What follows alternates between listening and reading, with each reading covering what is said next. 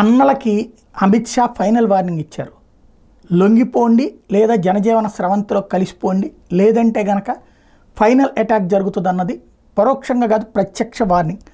దేశంలో నక్సలిజం 2026 మార్చి నాటికి పూర్తిగా అంతమైపోతుందంటూ అమిత్ షా తేల్చి చెప్తున్నారు. 2026 మార్చి 31లోగా నక్సల్స్ హింసని భావజాలాన్ని దేశం నుంచి తుడిచిపెట్టాలని ప్రధాని మోడీ నిర్ణయించారు. అంతకంటే ముందే నక్సలిజాన్ని అంతం చేస్తామన్నారు. హింసను విడనాడి ఆయుధాలు వదిలేసి లొంగిపోవాలని మావోయిస్టులకు విజ్ఞప్తి చేశారు. నక్సల్ హింసకు గురైన 55 మంది బాధితులను ఉద్దేశించి బుధవారం మాట్లాడారు. మావోయిస్టు వ్యతిరేక ఆపరేషన్ల భద్రతా దళాలు భారీ విజయాలు సాధించినాయి. సమస్య ఇప్పుడు ఛత్తీస్గఢ్లో 4 జిల్లాలకు మాత్రమే పరిమితమైంది. పశుపతినాథ్, నేపాల్ నుంచి తిరుపతి, ఏపీ దాకా కారిడార్ ఏర్పాటు చేయాలని మావోయిస్టులు ఒకప్పుడు అనుకున్నారు. కానీ ఆ ప్రణాళికలు మోడీ ప్రభుత్వం తిప్పికొట్టింది. ఛత్తీస్గఢ్లో నక్సల్స్ ప్రభావిత ప్రజల కోసం రాష్ట్ర ప్రభుత్వంతో కలిసి కేంద్ర హోంశాఖ త్వరలో సంక్షేమ పథకం రూపొందిస్తుంది. ఉద్యోగాలు, ఆరోగ్య సంరక్షణ, ఇతర రంగాల్లో సంక్షేమ కార్యక్రమాల ద్వారా సాయం చేస్తుంది. జార్ఖండ్లో జేఎంఎం కాంగ్రెస్ సంకీర్ణ సర్కార్ బంగ్లాదేశ్ నుంచి చొరబాట్లు విపరీతంగా ప్రోత్సహిస్తుందంటూ మరొక అంశం మీద ధ్వజమెత్తారు అమిత్ షా.